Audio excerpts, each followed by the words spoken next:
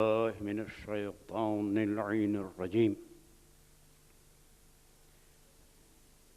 بسم الله الرحمن الرحيم. الحمد لله الذي دلت على وحدانيته آياته وشهدت بربوبيته مثنوعاته. سبحان الله تبارك وتعالى عما يصفون. الذي حمده عز للحامدين وذكره شرف للذاكرين وشكره فوز للشاكرين وطاعته نجاة للمطيعين وبابه مفتوح للطالبين وآياته برهان للناظرين وكتابه تذكرة للمتقين ورحمته قريب من المحسنين.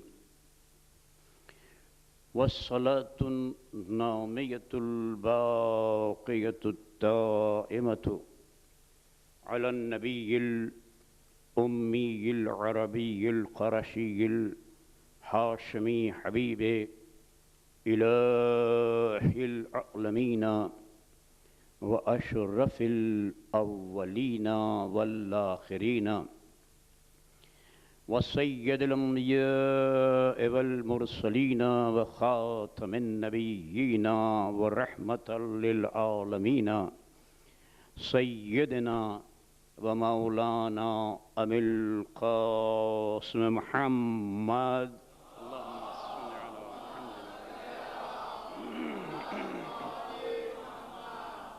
وأهل بيته الطيبين الطاهرين المعصومين المنتجبين المنتخبين، لا سيما على وارث خلافة الإلهية والشريعة الخاتمية صاحب العصر والزمان، اللهم صل على محمد ما دامت السماوات والأرضين ولعنة الله على أعدائهم أجمعين من يومنا هذا إلى يوم الدين.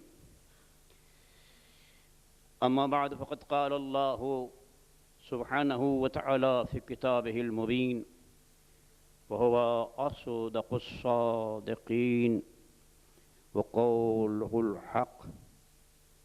بسم الله الرحمن الرحيم. ولا تشتروا بعهد الله ثمنا قليلا إنما عند الله هو خير لكم إن كنتم تعلمون. ما عندكم ينفد وما عند الله باق ولا نجزين الذين صبروا أجرهم بأحسن ما كانوا يعملون. من عمل صالحا من ذكر أو أنثى وهو مؤمن فلا نحيينه حياة طيبة ولا نجزينهم أجرهم بأحسن ما كانوا يعملون. صلوات صل على محمد. عزیزان محترم،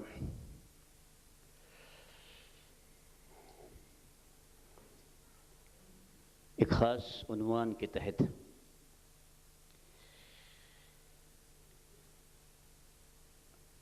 ہماری آج اور آنے والی تمام، یعنی آج سے مقصد یہ شب اور آنے والی تمام شبیں جو ہیں، ان میں جس موضوع پر گفتگو ہے وہ موضوع ہے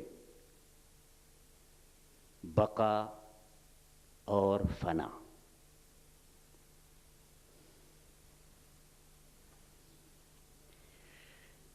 اور اسی تعلق سے بہت سے مسائل ایسے ہیں کہ جو میں چاہوں گا کہ آپ تک پہنچیں، اور چونکہ موضوع یہ منتخب کیا ہے اس لیے اسی موضوع سے متعلق سورہ مبارک نحل سے، سورۃ النحل، اس سورے سے 3 آیتوں کی تلاوت کا شرف میں نے حاصل کیا ہے۔ ارادہ تو تھا پوری 6 آیتیں پڑھنے کا، لیکن آج صرف 3 آیتوں پہ اکتفا کی ہے، اس لیے کہ تھوڑا سا تاخیر سے میں ممبر پر آیا ہوں۔ کل انشاءاللہ 6 آیتیں پوری پڑھوں گا۔ اچھا کیوں پڑھوں گا وہ پہلے بتا دوں آپ کو۔ عجیب بات یہ ہے، یہ شاید آپ کے علم میں ہو یا نہ ہو، بزرگوں کے علم میں ہوگا لیکن نوجوانوں کے علم میں نہ ہو شاید، بلکہ شاید کہ یقیناً علم میں نہیں ہوگا۔ میں یہ بتانا چاہ رہا ہوں آپ کو کہ مجلس امام حسین علیہ السلام کی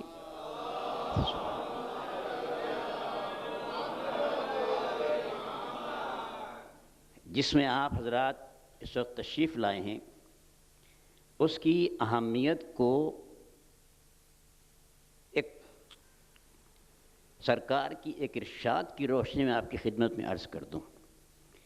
سرکار نے یہ فرمایا ہے کہ سنو، قرآن مجید کے ہر حرف کے عوض 10 نیکیاں تمہارے اعمال میں لکھی جاتی ہیں۔ حرف کے، لفظوں کے نہیں، قرآن کے ہر حرف کے عوض 10 نیکیاں تمہارے اعمال میں لکھی جاتی ہیں۔ میں نے آج کی حد تک، کل اضافہ کروں گا، آج کی حد تک 3 آیتیں پڑھی ہیں، 95 یعنی 95، 96 اور 97۔ آپ جب گھر تشریف لے جائیں، کیونکہ میں ذہنی طور پر اس کے لیے آمادہ نہیں تھا، اس لیے میں نے کیلکولیشن نہیں کیا، آپ گھر جائیے گا تو یہ سورہ نحل کی 3 آیتوں کے حروف گنیے گا کہ ان میں کتنے حروف آئے ہیں، اور اس کے بعد جب آپ کو حروف کی تعداد معلوم ہو جائے تو میں نے حضور کی حدیث بیان کی کہ ایک حرف کے عوض میں 10 نیکیاں ملتی ہیں، تو ان حروف کو گننے کے بعد ان کو 10 سے ضرب کیجئے گا اور پھر فیصلہ کیجئے گا کہ ابھی مجلس شروع ہوئی ہے تو اتنی نیکیاں مل گئی ہیں، ابھی ابتدا ہے۔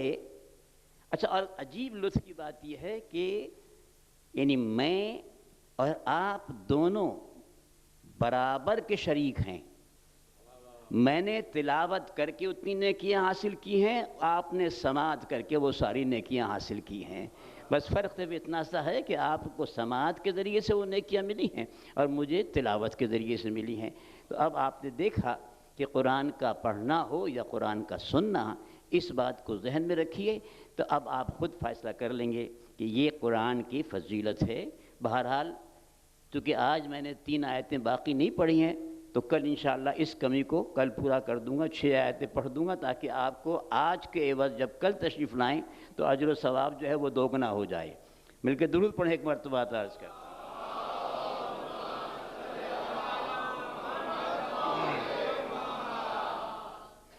عزیزان محترم،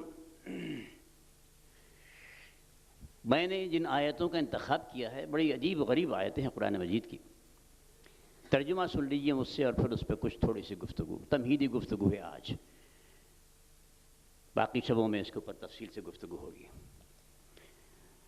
ارشاد رب العزت ہو رہا ہے، وَلَا تَشْتَرُوا بِعَهْدِ اللَّهِ، دیکھو اللہ کے عہد کو، اللہ کے عہد کو، وَلَا تَشْتَرُوا فروخت نہ کرو.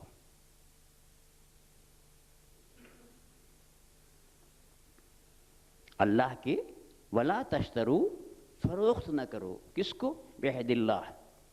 اور کس طرح فروخت کرو؟ ثمناً قلیلا، چند سکوں کے عوض.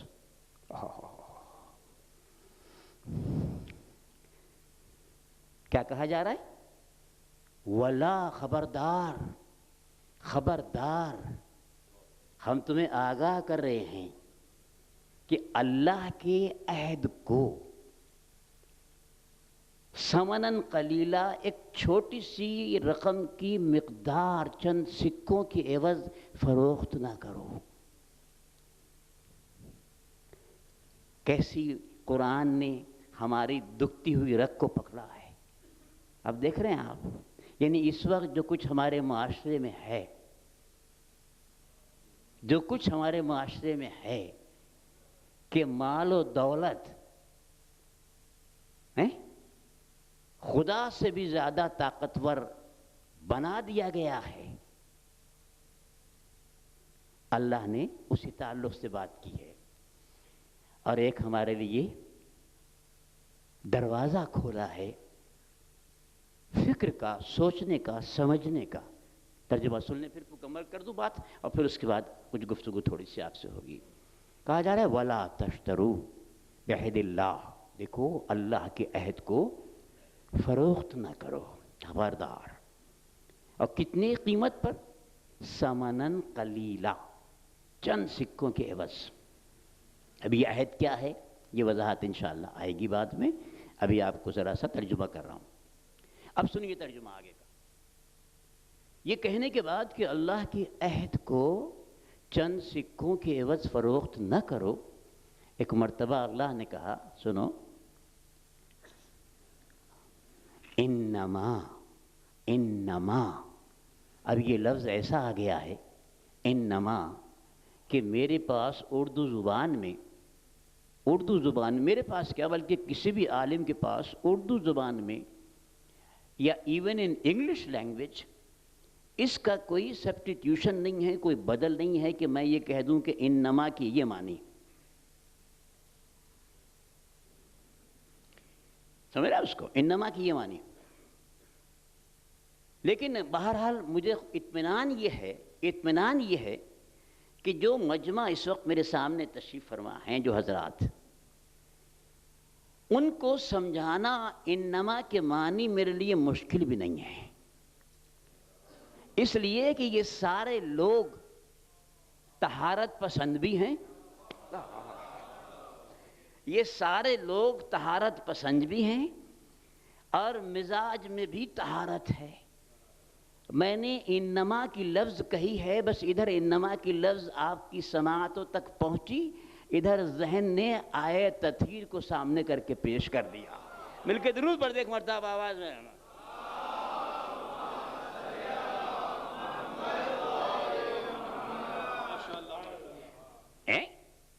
انما کی لفظ آپ تک پہنچی، فوراً ذہن میں آئے تطہیری آ گئی، فوراً آئے تطہیر آ گئی. اب یہ ہے طہارت کی بات. جہاں نفس طاہر ہو وہاں اشارہ بھی جو ہوتا ہے تو قلب اور دماغ میں طہارت ہی طہارت آ جاتی ہے. ذہن میں رکھیے اس بات کو. اگر نفس طاہر ہے، توجہ ہے نا آپ کی. اور بہرحال دلیل ہے میرے پاس، بعد میں عرض کروں گا. کہا جا رہا ہے، سنیے ذرا سا، عجیب بات ہے. پہلا ٹکڑا ذہن میں رکھیے گا، اللہ کے عہد کو چند سکوں کے عوض فروخت نہ کرو.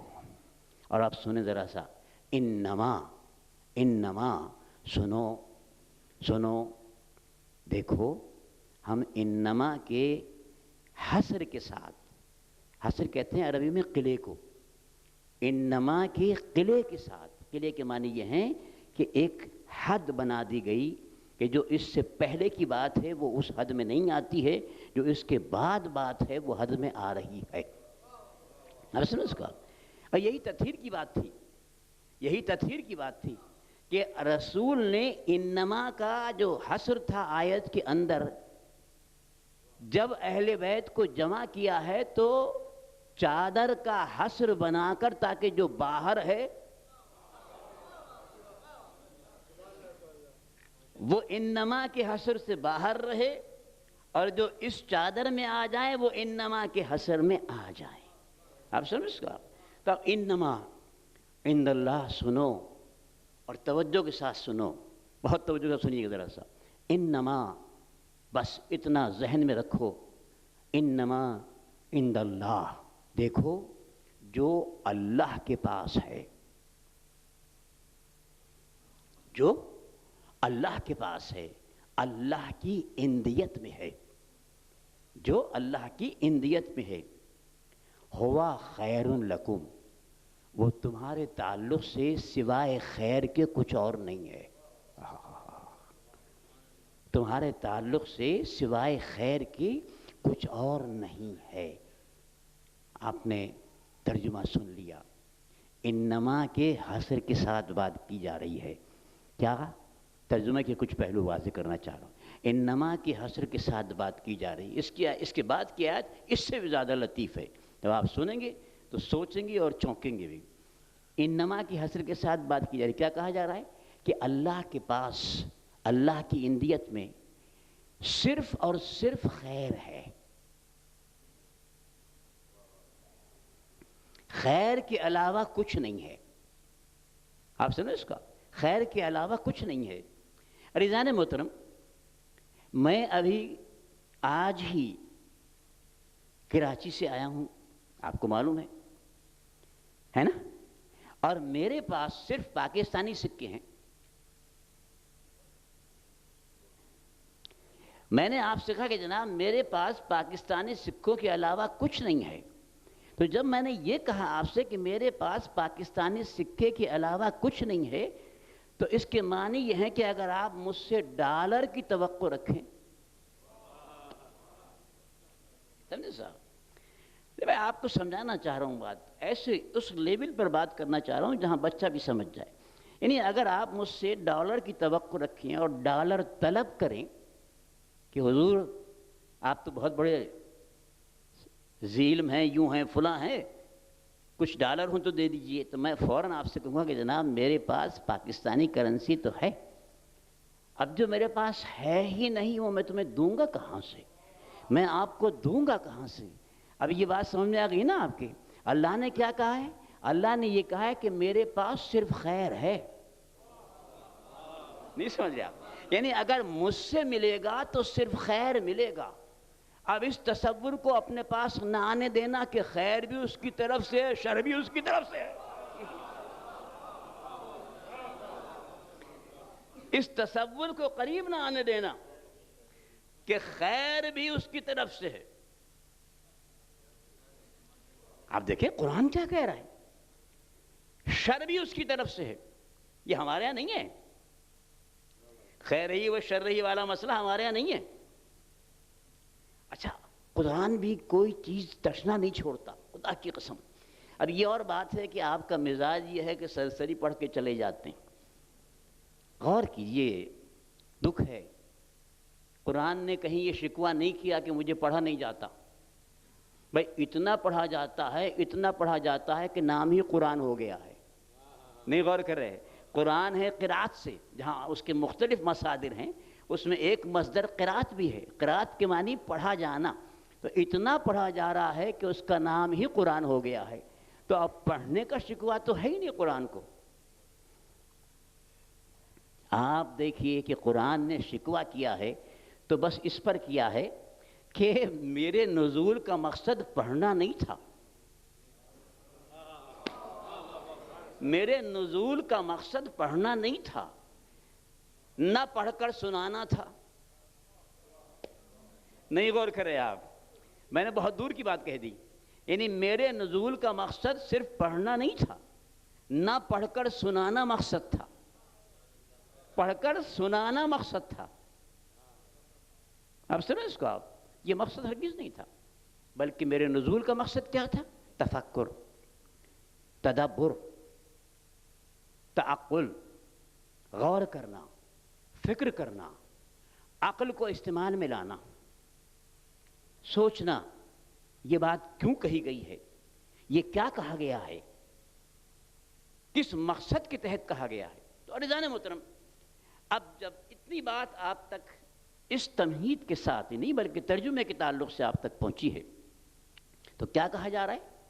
کہا کہ دیکھو انما، بس اس کو ذہن میں رکھنا، اس سے علاوہ کچھ نہیں ہے، عند اللہ، جو اللہ کی اندیت میں ہے، اللہ کے پاس ہے، وہ صرف کیا ہے؟ خیر ہے، خیر ہے۔ اگر تم مجھ سے کچھ چاہتے ہو تو صرف خیر چاہو، خیر مانگو۔ اچھا اب سوال یہ ہے کہ یہ تصور دوسرا کہاں سے آ گیا ہے نا؟ یہ دوسرا تصور کہاں سے آ گیا کہ خیر کے علاوہ؟ اس کا جواب قرآن نے خود دیا ہے اسی آیت میں ہے، توجہ رکھیں ذرا سا۔ کیا کہا؟ انما عند اللہ ہوا خیر لکم ان کنتم تعلمون، اگر تمہارے پاس علم ہے،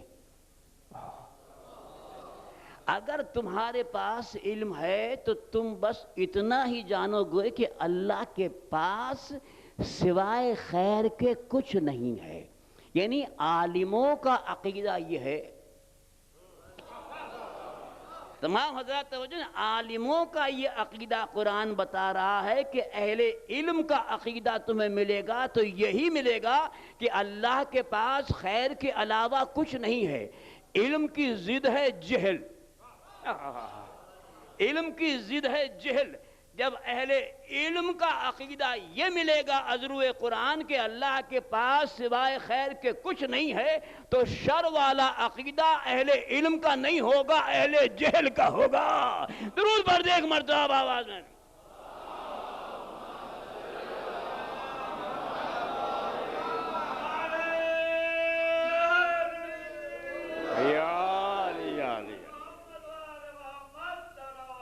اللہم صلی علی محمد و آل محمد۔ بات واضح ہوئی نہیں واضح ہوئی؟ الحمدللہ آپ کا نعرہ اور آپ کا درود، بلکہ یوں کہوں کہ آپ کے جو چہروں کی کتابیں کھلی ہوئی ہیں، جن کو میں پڑھ رہا ہوں اور پڑھنے کے بعد یہ محسوس کر رہا ہوں کہ جو کچھ کہہ رہا ہوں وہ آپ تک پہنچ رہا ہے۔ میں نے کیا کہا کہ اہل علم کے تعلق سے قرآن کہہ رہا ہے کہ جو علم والے ہیں، جو اہل علم ہیں، ان کا عقیدہ تو یہ ہوگا کہ اللہ کے پاس سوائے خیر کے کچھ نہیں ہے۔ اور جو جہل والے ہیں، بھئی جب علم والوں کا عقیدہ یہ ہے تو اب اس سے ہٹ کر جو عقیدہ ہوگا وہ علم والوں کا نہیں ہوگا، علم کی ضد ہے جہل، تو وہ جہل والوں کا عقیدہ ہوگا۔ اور اب اس تعلق سے ذرا سا جملہ سنیے گا تو قدر کریں گے کہ اہل علم والے علم کی نسبت سے تعلق رکھتے ہیں مدینۃ العلم اور باب مدینۃ العلم سے۔ درود پڑھ دے ایک مرتبہ آواز میں۔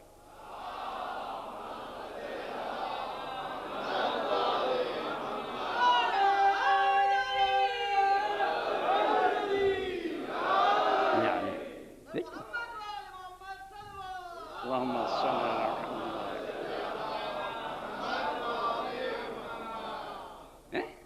علم والے جن کا یہ عقیدہ ہے کہ اللہ کے پاس سوائے خیر کے کچھ نہیں ہے، یہ عقیدہ ان کے پاس آیا کہاں سے؟ اس لیے کہ ان کا علم کا سلسلہ ملتا ہے باب مدینۃ العلم اور مدینۃ العلم سے۔ اب ایک سلسلہ تو میں نے بتا دیا، اب جہل والوں کا سلسلہ کس سے ملتا ہے؟ بھئی تاریخ پہ آپ کی نظر ہے نا، علم والوں کا سلسلہ تو وہاں سے ملتا ہے جو مدینۃ العلم سے ہے، باب مدینۃ العلم سے ہے۔ اور جہل کا سلسلہ اگر ملے گا تو اس سے ملے گا جو جہل کا باپ رہا ہو۔ درود پڑھ دے ایک مرتبہ آواز بند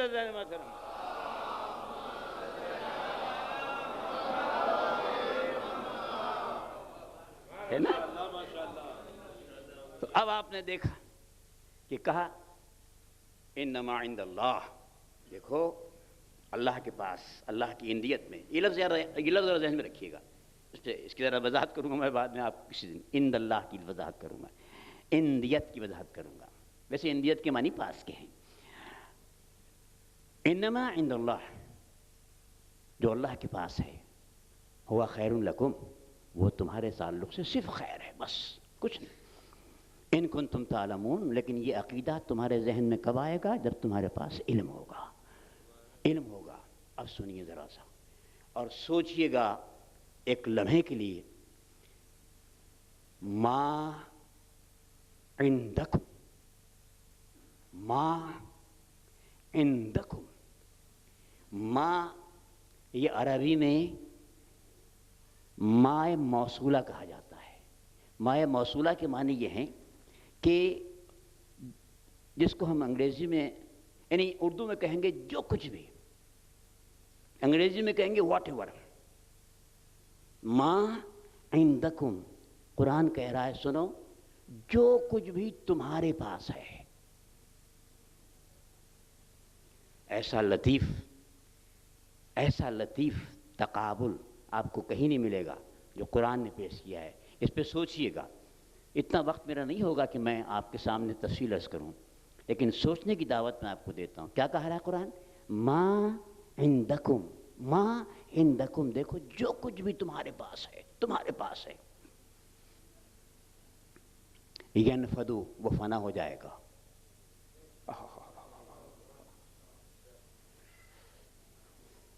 ما عندکم، جو کچھ تمہارے پاس ہے. اب سوچنا ہے آپ کو کیا کیا ہے آپ کے پاس. ذرا سوچئے گا. یہاں نہ سوچئے، یہاں تو میں آپ کو بات کہیں اور لے جا رہا ہوں. لیکن ایک بات آپ سے عرض کر کے جاؤں گا انشاءاللہ، ایسی نسخہ، ایسی تجویز دوں آپ کو کہ آپ کا دل خوش ہو جائے گا، روح کو تازگی حاصل ہو جائے گی. کیا کہا جا رہا ہے؟ یہ آپ کو سوچنا ہے کہ ہمارے پاس کیا ہے. آپ کو سوچنا ہے کیا کیا ہے آپ کے پاس. فہرست بنائیے گا اور پھر سوچئے گا کہ جو قرآن نے کہا ہے وہ کس حد تک صحیح ہے. ما عندکم، سنو جو کچھ تمہارے پاس ہے. ینفدو، وہ فنا ہو جائے گا. آج نہیں تو کل.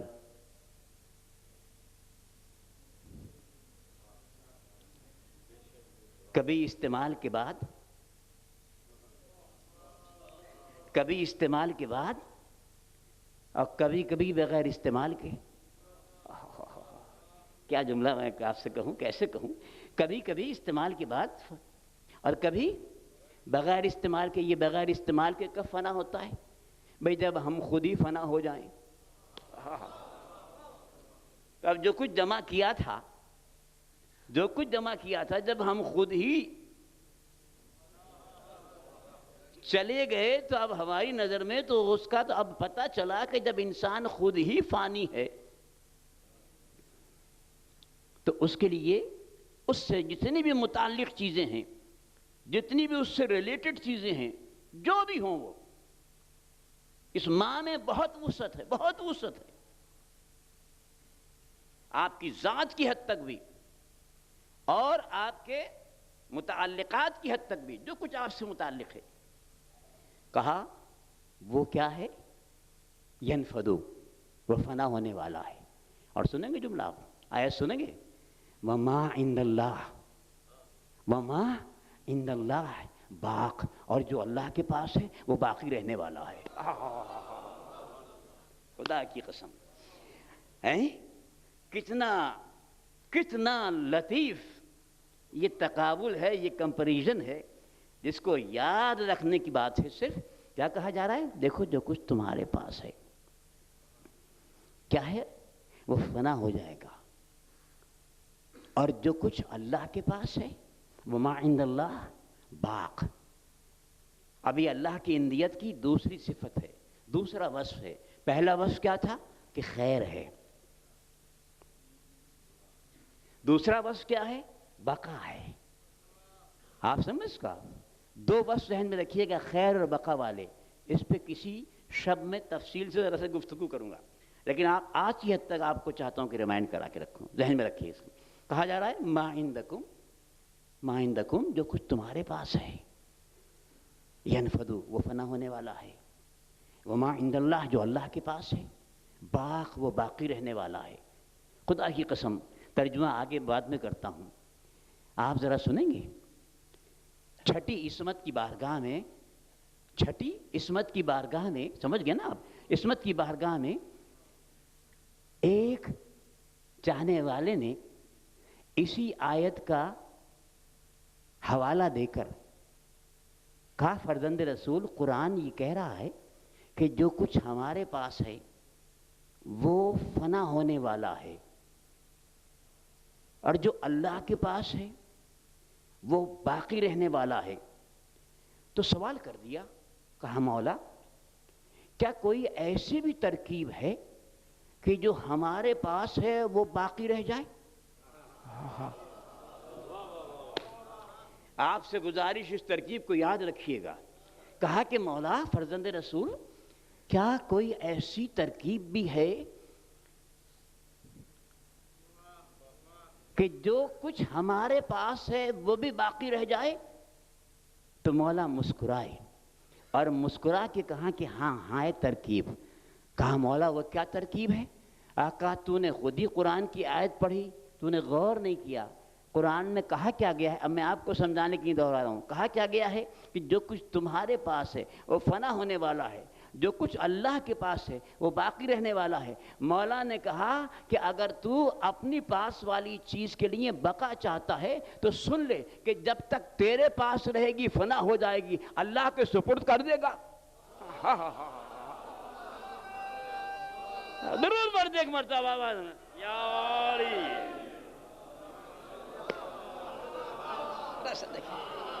کیسا نفیس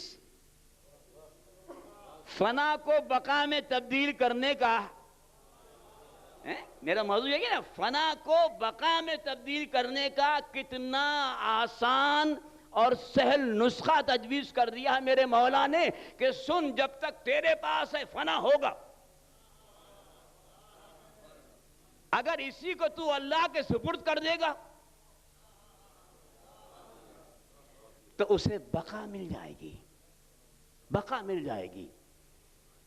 اب ایک سوال ہے، ایک سوال ہے، سوال یہ ہے کہ یہ اللہ کے سپرد کرنے کا طریقہ کیا ہے؟ میں نے اپنے برادر محترم ساجوانی صاحب سے کہا کہ اس سال میں تھوڑا سا انداز بدل کے گفتگو کرنے کا موڈ رکھتا ہوں، ہے نا؟ آپ نے بہت علمی گفتگو، تو آج ذرا سا آپ کے سال تھوڑا سا چینج کر کے بات کریں۔ آئیں گی وہ باتیں بھی جو آپ چاہتے ہیں، لیکن یہ بھی بات بھی آپ کی چاہت کے مطابق ہے۔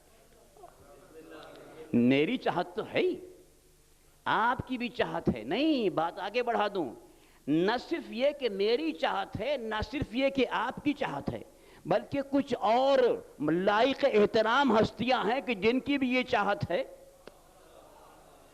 کہ گفتگو اس انداز سے کی جائے۔ مولانا نے فرمایا کہ تیرے پاس ہے تو فنا اللہ کے سپرد کر دے، بقا مل جائے گی۔ اب یہ کیسے سپرد کریں؟ چلیے میں ایک مثال دیتا ہوں۔ میرے پاس آنکھیں ہیں، میرے پاس آنکھیں ہیں، ہے نا بھئی؟ جو تمہارے پاس ہے اب ذرا دیکھتے جائیے، میں تو مثال دے رہا ہوں آپ کو سمجھانے کے لیے۔ میرے پاس آنکھیں ہیں، اب اللہ کے ثبوت کیا کروں؟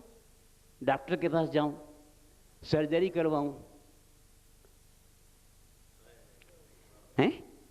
سرجری کرا کے آنکھیں نکلواؤں،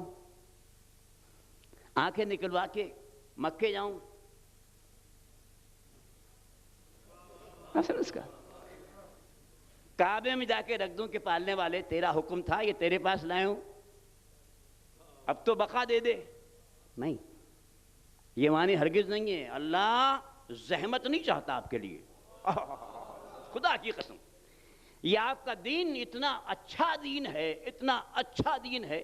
میری کمپیریٹیو اسٹڈی ہے، کمپیریٹیو اسٹڈی بہت بڑی نہیں ہے لیکن جتنی محدود ہے، میں آپ سے پورے وثوق کے ساتھ کہہ رہا ہوں کہ اللہ کا یہ بہت بڑا کرم ہے آپ پر کہ آپ کو شیعہ ماں کی گود اور شیعہ باپ کا سرپرستی عطا کی ہے۔ یہ بہت بڑا احسان ہے اللہ کا ہم پر اور آپ پر، ہم پر، مجھ پہ بھی ہے، آپ پر بھی ہے نا؟ کتنا بڑا احسان ہے۔ تو اگر اسی احسان کا ہم شکر ادا کر سکیں، اسی احسان کا ہم شکر ادا کر سکیں تو بہت بڑی بات ہے، بہت بڑی بات ہے۔ بہت بڑی بات ہے، آپ یقین کریں اگر اس کا شکر ادا کر سکیں، ہے نا؟ ہے نا؟ اور قرآن میں کہا بھی ہے اللہ نے، لیکن خیر مجھے ادھر نہیں جانا ہے، اور اگر آپ کو بعد میں پوچھنا ہے کہ کیسے شکر ادا ہوگا تو ایک چھوٹا سا نسخہ میں بتا دوں گا آپ کو کیسے شکر ادا ہوگا، بلکہ سن لیجئے، ذرا درود پڑھیں آپ حضرات، تو عرض کرتا ہوں۔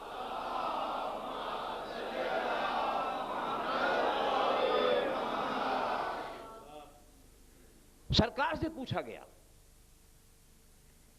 کہ اللہ کے رسول، دو آپ باتیں آپ سے کرتا ہوں کہ دو باتیں عرض کرنے جا رہا ہوں، اور دونوں سوال مشترک ہیں، جواب ذرا بدلے ہوئے۔ کہا اللہ کے رسول، پروردگار عالم نے ہمیں زندگی جیسی نعمت دے دی،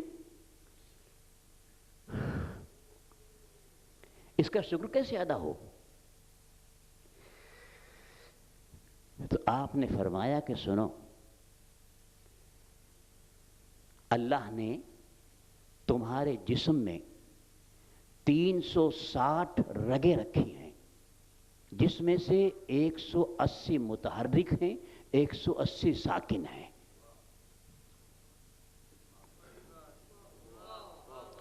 360 رگیں ہیں جس میں سے 180 متحرک ہیں، 180 ساکن ہیں۔ پھر آپ نے فرمایا کہ سنو، اگر ایک متحرک ساکن ہو جائے تو موت آ جائے گی۔ اگر ایک متحرک ساکن ہو جائے تو موت آ جائے گی، اور ایک ساکن متحرک ہو جائے تب بھی موت آ جائے گی۔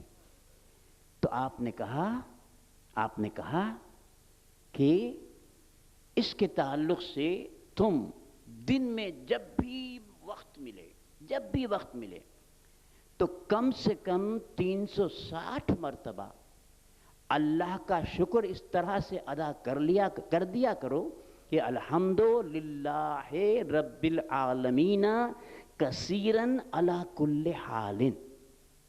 پھر سنیے، الحمدللہ رب العالمین، یہ تو الحمد کا ٹکڑا ہے، کثیراً علی کل حال۔ تو سرکار نے فرمایا کہ اگر تم نے 360 مرتبہ، یہ فگر عجیب ہے 360 والی،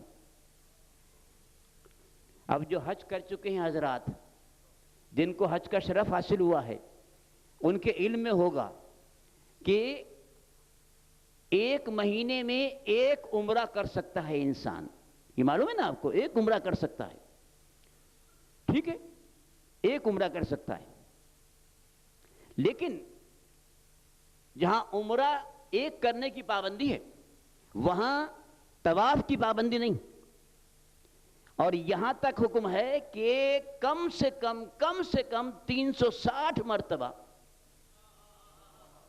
طواف کرو، 360 شوط جسے کہتے ہیں، یعنی طواف کے چکر کرو 360۔ عجیب فکر ہے یہ، اور آگے بڑھ کے بات بتاؤں آپ سے، ابھی میں مولا کائنات سے سوال وہی بتاؤں گا، لیکن اس سے پہلے سنیے 360 کی فکر کتنی اہم ہے۔ امیر المومنین جا رہے ہیں نماز کے لیے، ایک شخص نے آ کے سوال کر دیا، کہا کہ یا علی، مجھے ایسا عدد چاہیے کہ جو 1 سے لے کر 9 تک ہر مفرد عدد سے تقسیم ہو جائے۔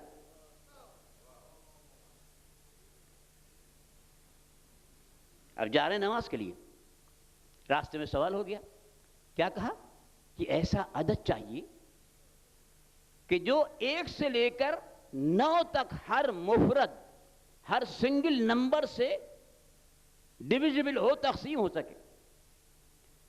اب چلتے جا رہے ہیں، مولا نے کہا ایسا کر کہ 360 کو 7 سے ضرب دے لے۔ نہیں غور کر رہے، 360 کو 7 سے ضرب دے لے، 7 سے ضرب دینے کے بعد جو عدد ملے گا وہ 1 سے لے کر 9 تک ہر ایک سے تقسیم ہو جائے گا۔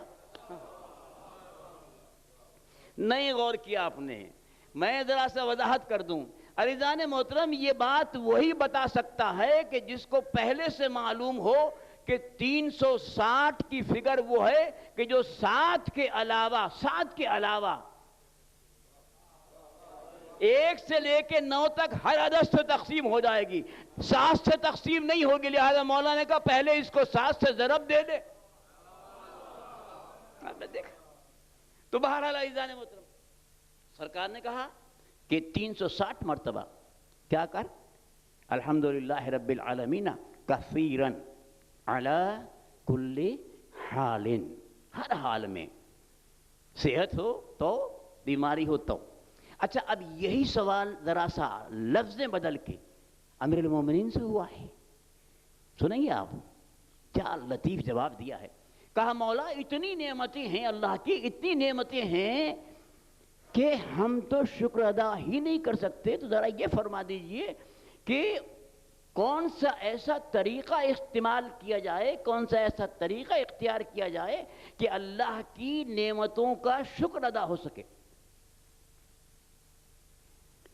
تو مولا نے سوال کرنے والے کو دیکھا، اس کے بعد کہا کہ اگر کچھ ممکن نہیں ہے، کچھ ممکن نہیں ہے تو کم سے کم اتنا تو کر کہ اللہ کی دی ہوئی نعمت کو اس کے گناہ میں صرف نہ کر۔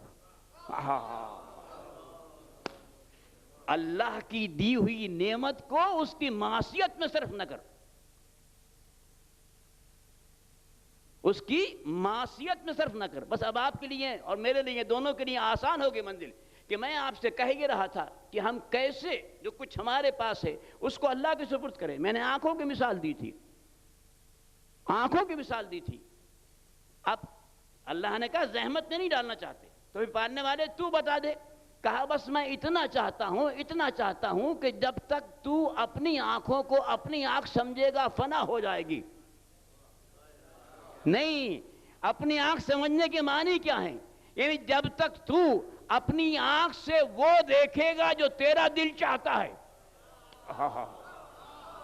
جب تک اپنی آنکھ سے وہ دیکھے گا جو تیرا دل چاہتا ہے فنا ہو جائے گی، اور جب وہ دیکھے گا جو میں چاہتا ہوں،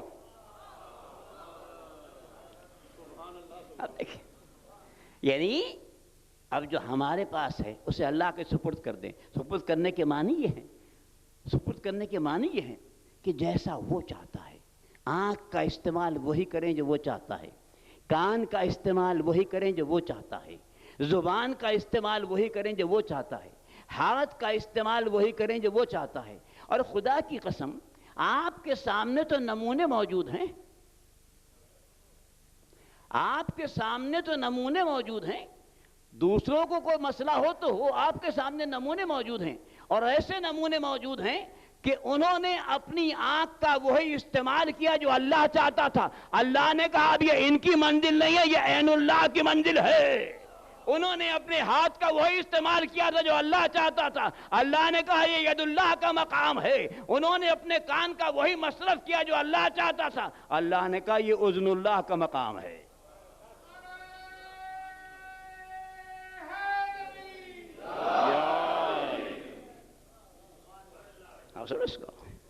تو اب آسان طریقہ میں نے بتا دیا، آپ کے پاس ہے، فنا ہو جائے گا، اللہ کے سپرد کر دیجئے۔ کیا مانی؟ بس اس کا وہی استعمال کیجئے جو اللہ چاہتا ہے، اللہ چاہتا ہے بس۔ اگر آپ نے وہی استعمال کیا، خدا کی قسم بقا مل جائے گی، بقا مل جائے گی۔ زندگی، آپ کی زندگی ہے نا کتنی قیمتی ہے۔ اب اندیت اپنی تمام اعضاء کے ساتھ زندگی آپ کی، اگر اس زندگی کو آپ نے اپنے سے نچلے طبقے کے لیے دے دیا،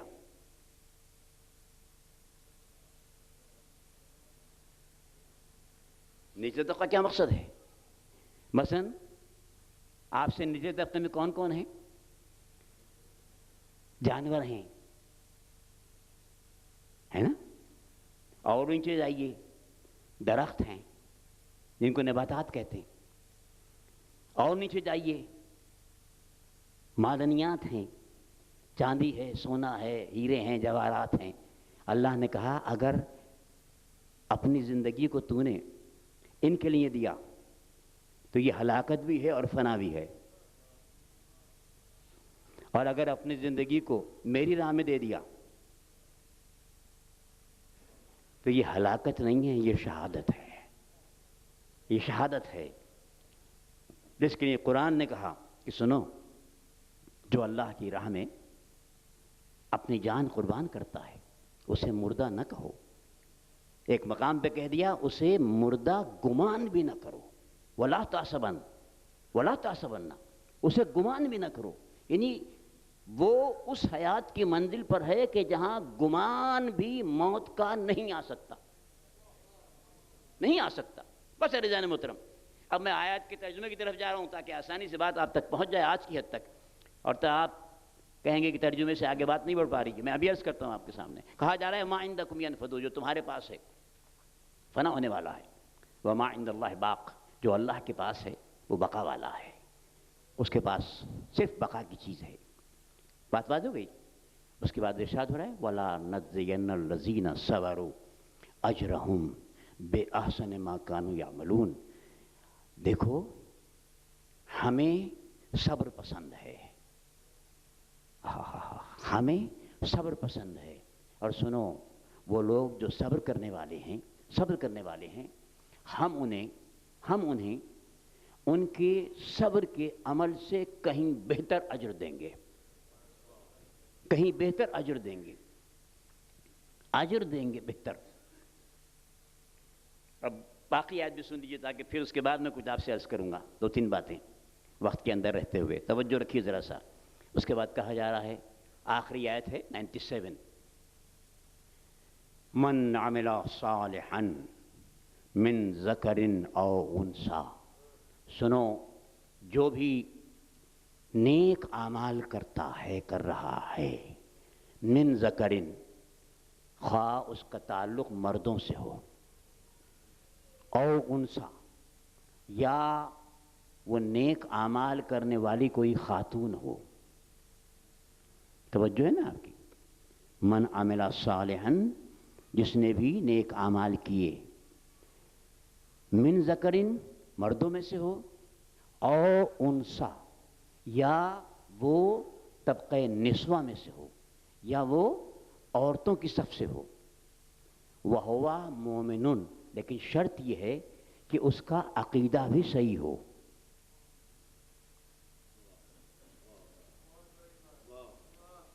اعمال صالحہ کرے، وَهُوَ مُؤْمِنٌ، اور عقیدہ بھی اس کا صحیح ہو. تو کیا ہوگا؟ دیکھیے کتنی چیزیں ہیں یہاں پر، 2، نیک اعمال اور عقیدے کی درستگی ہے نا. تو اللہ نے کہا، سنیے عجیب و غریب مقام قرآنی ہے. اللہ نے کہا کہ جب یہ دونوں شرطیں پوری ہوں گی تو ہم اسے ان دونوں شرطوں کی تکمیل کے عوض، ان دونوں شرطوں کے پورا کرنے کے بدلے میں ہم اسے 2 انعام دیں گے.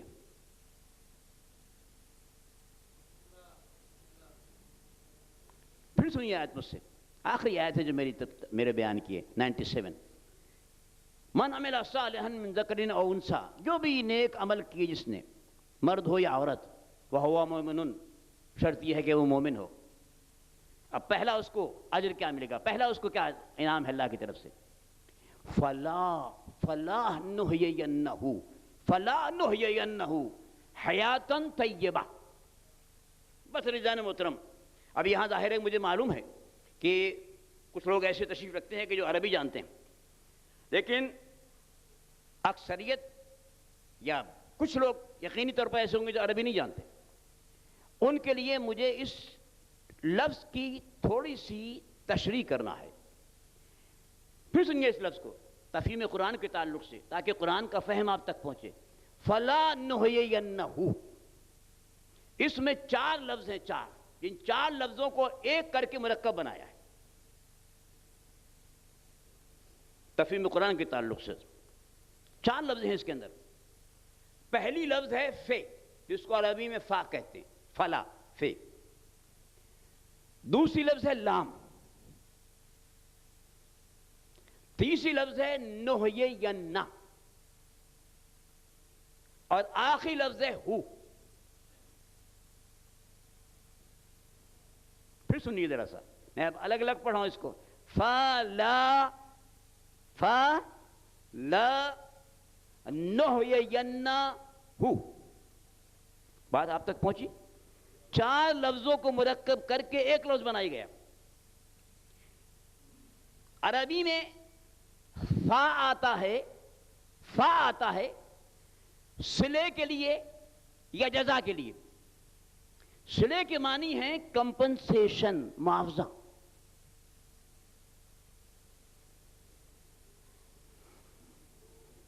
ہے نا توجہ آپ کو؟ یہ لفظ یاد رکھیے گا، صلہ. اور جزا بھی یاد رکھیے گا. آج آپ کو اس کا مفہوم واضح کر دوں گا تو انشاءاللہ ہمیشہ یاد رہے گا. یہ صلے کے لیے فا. لام آتا ہے تاکید کے لیے، یعنی یقین دلانے کے لیے. اور نحیی انا کے معنی ہے ہم زندگی بسر کروائیں گے. نحیی انا، ہم بسر کروائیں گے زندگی. اس سے میں ترجمہ پورا کر رہا ہوں. اب جو ایمان رکھنے والا ہے، مرد ہو یا عورت، نیک اعمال بھی اس نے کیے ہیں، دونوں شرطیں پوری کر رہا ہے.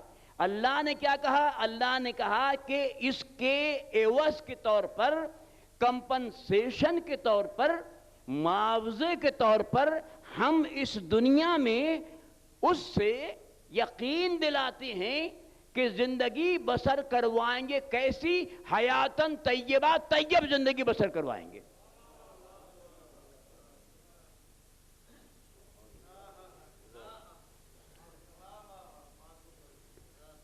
آپ ذرا غور کیجئے. فلا نحیینہو حیاتاً طیبہ.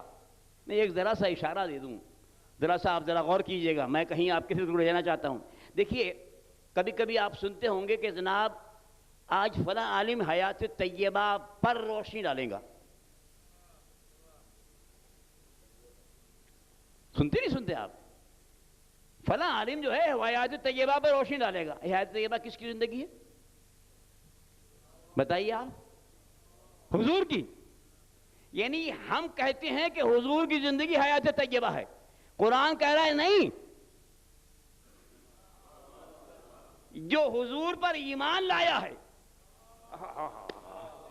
دیکھیے گا، جو حضور پر ایمان رکھتا ہے، جو آل محمد پر ایمان رکھتا ہے، بھائی اس کی زندگی حیات طیبہ ہے. تو جب ایمان والوں کی زندگی حیات طیبہ ہے تو جن پر ایمان لایا ہے ان کی زندگی کی طہارت کا انسان فکر تعین ہی نہیں کر سکتا ہے. بس اللہ ہی جانتا ہے کہ وہ طہارت کے کس مقام پر فائز ہیں. درود پر دیکھ مرتبہ آواز میں.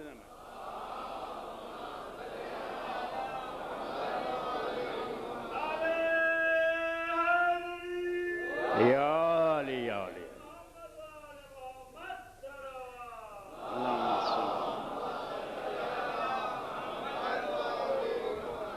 عزیزان محترم، آپ نے سنا کیا ہوگا جو اعمال صالحہ کر رہا ہے، مرد ہو یا عورت. آج ایک جملہ کہہ دوں آپ سے. یہ جو آپ حضرات ڈرتے ڈرتے کہہ رہا ہوں، لیکن ڈرنا کیا ہے؟ جو مشکل کشا کا ماننے والا ہو ہے. یا علی یا علی. مجھ سے ایک جملہ سن لیجئے. یہ جو آپ بار بار سنتے رہتے ہیں میڈیا کے ذریعے سے اور طریقوں سے کہ صاحب مرد اور عورت برابر ہیں، اسلام نے آج فلسفہ بتایا ہے کہ اس کی نظر میں مرد اور عورت کس معیار پر برابر ہیں. خدا کی قسم. بس یہ یاد رکھیے گا کہ اسلام نے جو ایکویلٹی دی ہے، جو مساوات دی ہے مرد و عورت کے درمیان، وہ ایمان کی بنیاد پر ہے، اعمال صالحہ کی بنیاد پر ہے. اس کو ہمیشہ کے لیے یاد رکھیے. یہ یورپ کا پروپیگنڈا ہے جو سراسر ہمارے لیے نقصان دہ ہے. صرف آپ کا دین، آپ کا قرآن جس پر نازل ہوا اور جو محافظین قرآن ہیں ان کی تعلیمات یہ ہیں کہ مرد اور زن، مرد اور عورت مساوی حیثیت رکھتے ہیں اللہ کی نظر میں، تو صرف 2 بنیادوں پر، عمل کی بنیاد پر اور عقیدے کی بنیاد پر.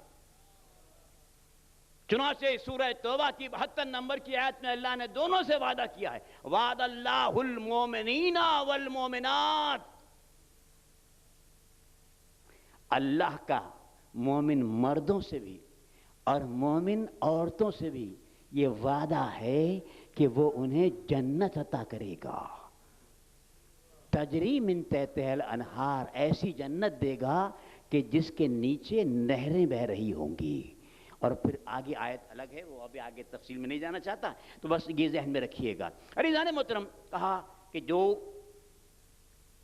نیک اعمال کرنے والے عقیدہ درست ہے ان کو پہلا انعام ہماری طرف سے کیا ہے کہ ہم اس دنیا میں ان سے حیات طیبہ بسر کروائیں گے. عجیب و غریب لفظ استعمال کیا، خدا کی قسم کاش یہ بات آپ تک پہنچے. طیب زندگی، اس سے جامع لفظ قرآن کا کوئی اور نہیں ہو سکتا. اور اگر اس کی جامعیت کو سمجھنا ہے، یہ بھی میں چاہتا ہوں آپ تک پہنچ جائے بات، اس کی جامعیت کو سمجھنا ہے تو آج ایک بات یاد رکھیے گا کہ پورے قرآن مجید میں پروردگار عالم نے جہاں اپنے بندوں کو رزق دینے کی بات کی ہے، پورے قرآن میں جہاں اس نے اپنے بندوں کو، آپ اس مرتبہ مطالعہ کریں، پڑھیں تو دیکھیے گا ذرا سا، پورے قرآن کو دیکھیے گا، جہاں جہاں اس نے ذکر کیا ہے کہ ہم رزق دیتے ہیں، تو وہاں جو رزق دینے کی بات کی ہے وہ رزق طیب کی بات کی ہے، رزق حلال کی نہیں. نئی بات پہنچی آپ تک، رزق حلال کی بات نہیں کی کہیں بھی. اگر کہیں کی بھی ہے ایک جگہ پر تو وہاں لفظ لگا دیے حلالن طیبہ. حلالن طیبہ یعنی وہ رزق ہم دیتے ہیں کہ جو حلال ہے، اس لیے حلال ہے کہ طیب ہے. بات واضح نہیں ہوئی ہے؟ نہیں ہو گئی ہے، نہیں ہوئی نہیں مجھے معلوم، وقت کہ میرا ختم ہو رہا ہے اس لیے بات ابھی مکمل کرنا چاہتا ہوں. بہت توجہ سنیے گا. کیا کہا جا رہا ہے؟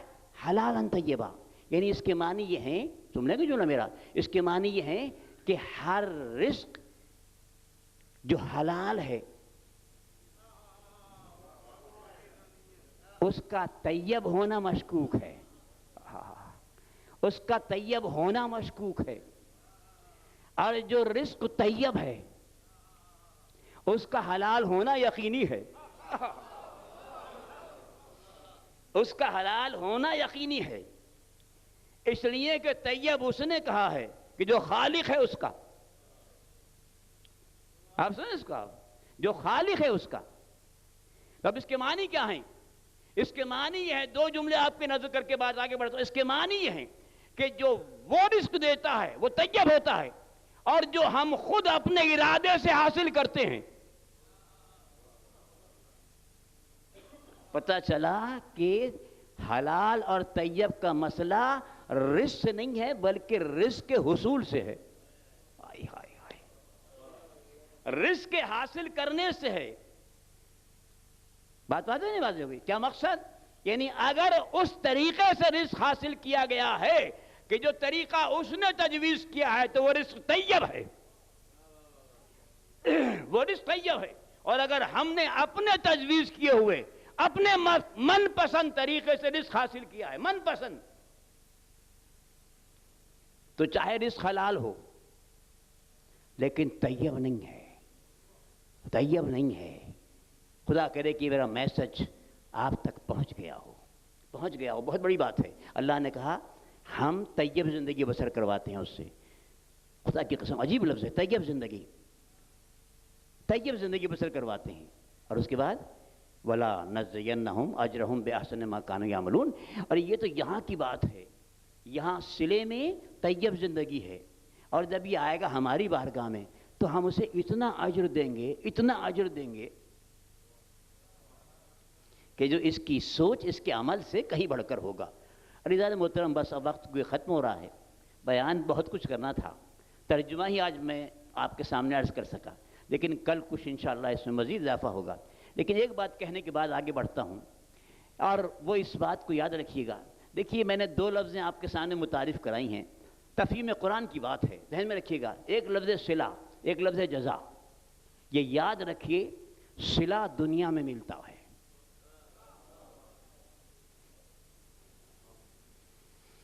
صلہ دنیا میں ملتا ہے. دنیا میں ملتا ہے. اور چونکہ دنیا میں ملتا ہے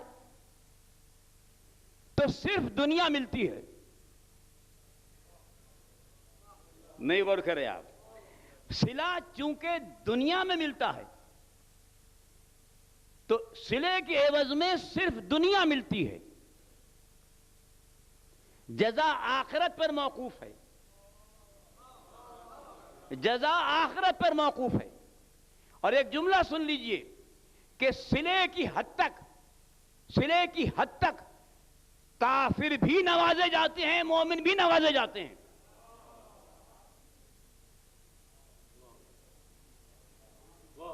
صلے کی حد تک. بھئی جب دنیا ہی دینی ہے تو اگر کسی کافر نے اسپتال بنا دیا ہے تو ہم اسے اتنی دنیا دیں گے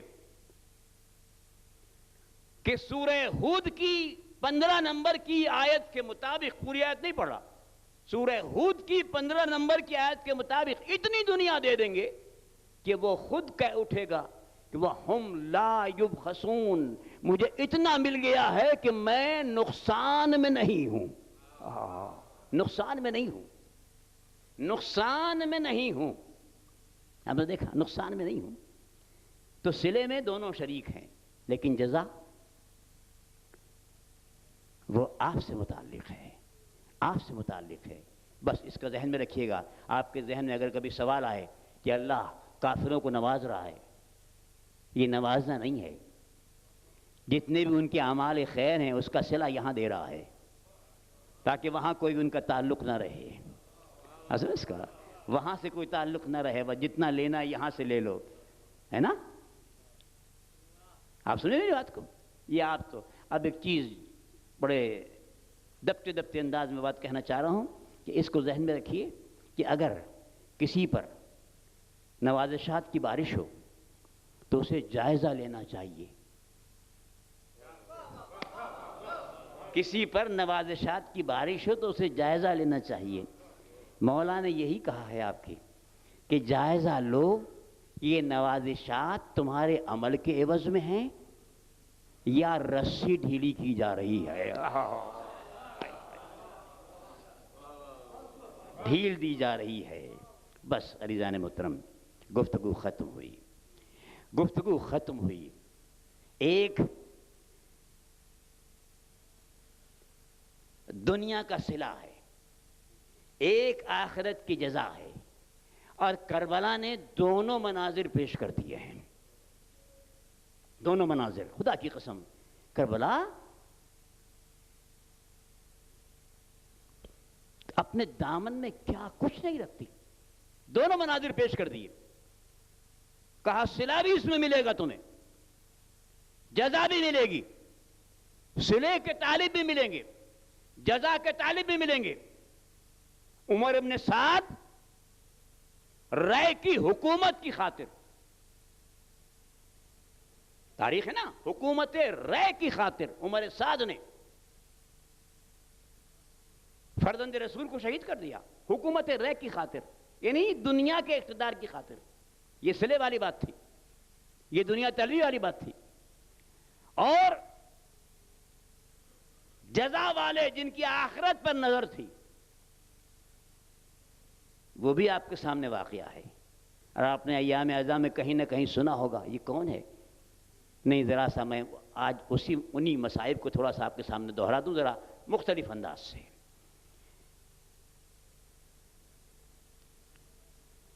لشکر ابن زیاد میں ایک سردار ہے.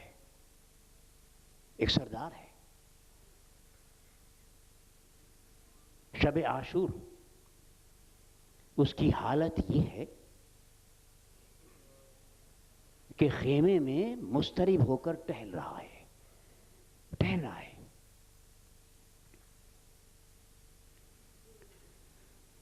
کبھی اس طرف جاتا ہے، کبھی ادھر آتا ہے، کبھی اس طرف جاتا ہے، کبھی ادھر آتا ہے. برابر کا خیمہ بھائی کا تھا. بھائی نے رات کے کسی حصے میں بیدار ہو کر یہ محسوس کیا. ایک مرتبہ اپنے خیمے سے نکلا, بھائی کے خیمے میں آیا, اس سردار کے خیمے میں آیا جو سالار ہے, سپہ سالار ہے. ایک مرتبہ آ کے کہا, اے حر, اے بھائی, یہ مسلسل کیا رات بھر سوئے نہیں؟ رات بھر سوئے نہیں ہو, آنکھیں سرخ ہیں, یہ مسلسل ادھر ادھر. حر نے کوئی جواب نہیں دیا, حر نے کوئی جواب نہیں دیا. ایک مرتبہ بھائی کا ہاتھ پکڑا خیمے سے,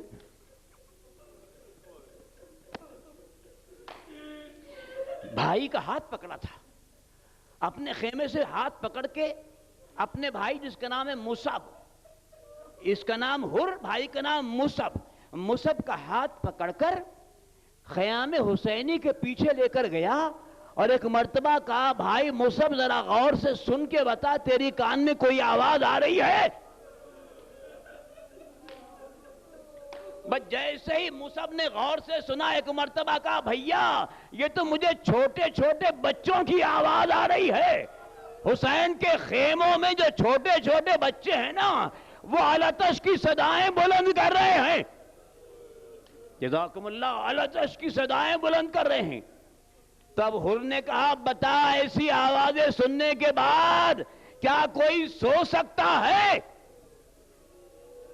اور مجھے تو یہ یاد آ رہا ہے کہ جب میں اپنے لشکر کے ساتھ پیاسا تھا تو علی کے لال نے منف سے نفیس کھڑے ہو کر اپنے بھائی عباس کو حکم دیا تھا, عباس مشکوں کے منہ کھول دو.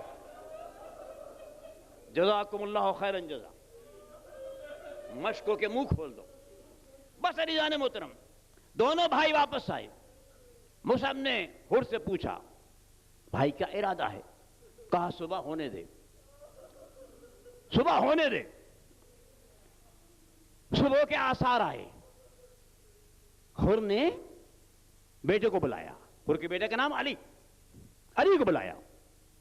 غلام بھی آ گیا. بیٹے نے آنے کے بعد پوچھا, بابا خیریت ہے؟ کہا, بیٹا میں اس وقت جنت اور جہنم کے درمیان کھڑا ہوں. میں اس وقت جنت اور جہنم کے درمیان کھڑا ہوں, مجھے ابھی فیصلہ کرنا ہے. اور بیٹا میں جہنم پر جنت کو ترجیح دیتا ہوں, تیرا کیا ارادہ ہے؟ بیٹے نے سر جھکا کے کہا, بابا جو آپ کا ارادہ وہ میرا ارادہ. پھر بھائی سے پوچھا, بھائی نے کہا, جو بھیا تیرا ارادہ وہ میرا ارادہ. پھر غلام سے پوچھا, غلام نے کہا, آقا جو آپ کا ارادہ وہ میرا ارادہ. اب چاروں چلے تھے, چاروں چلے تھے, پہنچے تھے امام کی خدمت میں. یہ آپ نے سنا ہوگا, مجھے اس پہ نہیں جانا ہے. امام کی خدمت میں پہنچے تھے. خدا کی قسم, اب امام ہو تو ایسا امام ہو.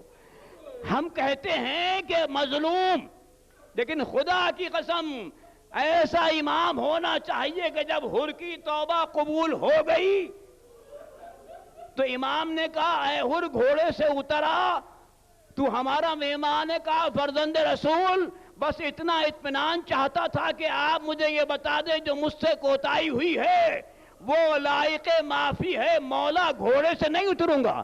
یہ کہنے کے بعد ایک مرتبہ اپنے جوان بیٹے کو دیکھا, علی کو دیکھا, علی کو دیکھا, اور ایک بار کہا, بیٹا باپ یہ چاہتا ہے کہ سب سے پہلے تو جا کر فرزند رسول اللہ اپنی جان قربان کرے. بس عزیزان محترم, میرے آخری جملے ہیں, سب سے پہلے تو جا کر اپنی جان قربان کر. حر کا بیٹا گیا, جنگ کی. ایک مرتبہ گھوڑے سے گرا, گھوڑے سے گر کر, امام کی عظمت دیکھیے گا, خدا کی قسم, گھوڑے سے گر کے بابا کو پکارا, حر کو پکارا. اب حر چلا تیزی کے ساتھ, ظاہر ہے باپ ہے, باپ کا دل ہے, تیزی سے چلا, پکارتا ہوا جا رہا ہے, علی آواز دے, علی آواز دے. ارے تاریخ کہتی ہے کہ 2-3 مرتبہ بیٹے کی آواز آئی, 2-3 مرتبہ بیٹے کی آواز آئی, 2-3 مرتبہ بیٹے نے جواب دیا, اور اس کے بعد اب حر پکار رہا ہے، بیٹے کی آواز نہیں آ رہی، حر چلا جا رہا ہے کہ ایک مرتبہ حر نے پکارا، تو اب جو حر نے پکارا تو امام حسین کی آواز آئی، حر ادھر آ جا، ادھر آ جا۔ ارے اب جو حر پہنچا ہے اس طرف تو دیکھا کہ حر کے بیٹے کا سر ہے، علی کے بیٹے کا زانو ہے۔ ایک مرتبہ یہ دیکھا منظر اور ہاتھوں کو جوڑ کے کہا، فرزند رسول اس غلام زادے پر اتنی عنایت، تو جملہ سنیں گے اور یاد رکھیے گا، روئیے گا۔ کہا فرزند رسول اس غلام زادے پہ اتنی عنایت، بس میرے مولا نے عجیب جواب دیا، کہا حر ارے تجھے نہیں معلوم، ہم جانتے ہیں کہ باپ اگر بوڑھا ہو اس کا جوان فرزند دنیا سے جائے تو باپ کے لیے یہ صدمہ برداشت کرنا مشکل ہے۔ اب میں کہوں گا مولا میرا سلام ہو آپ کے صبر کو، علی اکبر کا لاشا علی لعنت اللہ علی اعدائہم اجمعین وسيعلم الذین ظلموا ای منقلب ینقلبون۔ الہی و سیدی و مولایا، پالنے والے واسطہ محمد و آل محمد کا، ہماری اس عبادت کو اپنی بارگاہ میں شرف قبولیت عطا فرما۔ پالنے والے اس کے عوض ہمارے لیے صلہ بھی معین فرما اور جزا بھی معین فرما۔ اپنے وعدے کے مطابق بہتر سے بہتر صلہ اور بہتر سے بہتر جزا عطا فرما۔ پالنے والے جمیع مومنین مومنات جو اس مجلس اعزا میں ہیں، اور وہ تمام مومنین مومنات کے جو اس وقت یہاں نہیں ہیں، کہیں نہ کہیں کسی مجلس میں ہیں، اور جو کسی وجہ سے کسی مجلس میں شریک نہیں بھی ہیں، ان سب کی حوائج شرعیہ کی تکمیل فرما۔ پالنے والے ان میں جو بیمار ہیں ان کو صحت کاملہ اور عاجلہ عطا فرما، جو صحت مند ہیں ان کی صحت کو طول عطا فرما، جو بے روزگار ہیں ان کو روزگار عطا فرما، جو برسر روزگار ہیں ان کے روزگار میں وسعت و ترقی عطا فرما، ان کے وسائل رزق میں اضافہ فرما، ان کے ابواب رزق و روزی میں کشادگی عطا فرما۔ پالنے والے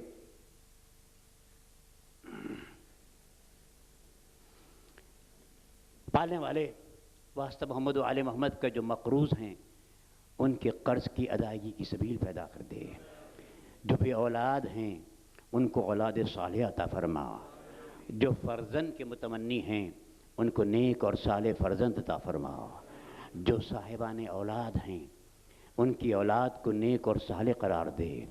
پالنے والے واسطہ محمد و آل محمد کا جمیع مومنین مومنات دنیا کے کسی بھی گوشے میں ہوں ان سب پر اپنا فضل و کرم فرما، ان کی جان و مال عزت و آبرو کی حفاظت فرما۔ پالنے والے مکتب تشیع سے متعلق جو سازشیں ہیں اور جو سازشیں کرنے والے ہیں ان سب کو نیست و نابود فرما۔ پالنے والے واسطہ محمد و آل محمد کا جو حضرات حج و عمرہ جن پر فرض ہو گیا ہے جلد سے جلد انہیں اس فرض کی ادائیگی کی توفیق عطا فرما۔ وہ تمام دیگر حضرات کے جو حج و عمرہ کے متمنی ہیں ان سب کو حج و عمرہ کا شرف عطا فرما۔ پالنے والے تمام مومنین و مومنات کو مقامات مقدسہ کی زیارت کا شرف عطا فرما۔ پالنے والے تو بہتر جانتا ہے جو ہمارے مرحومین ہم سے دور ہو گئے ہیں ان سب کی مغفرت فرما، ان کے درجات کو بلند فرما۔ پالنے والے ہمیں ایسے اعمال خیر انجام دینے کی توفیق عطا فرما کہ جو ہمارا ایک شب و روز کا اعمال نامہ زمانے کے امام کے حضور پیش کیا جائے تو امام کے لیے اطمینان اور مسرت کا سبب ہو، صدمے کا سبب نہ ہو۔ پالنے والے تعجیل فرما ظہور امام زمانہ میں، اور ہمیں اپنے امام کے ناصروں میں شمار فرما۔ ربنا تقبل منا انک انت السمیع العلیم۔ عزیزان محترم، ایک مومن کے تعلق سے جن کا دفن ہوا ہے نماز وحشت کی بات کی گئی ہے، آپ سے گزارش کی گئی ہے، اگرچہ فضیلت ہے مغرب اور عشاء کے درمیان پڑھنے کی، لیکن حکم یہ ہے کہ اگر کسی وجہ سے نہ پڑھی ہو تو تو رات کے کسی بھی حصے میں اس نماز کو پڑھیے، اس کا بہت اجر و ثواب ہے۔ پہلی رکعت میں آیت الکرسی ہے اور دوسری رکعت میں 10 مرتبہ سورۃ القدر ہے۔ اس کو پڑھ کر مرحوم آل نبی ابن ریاض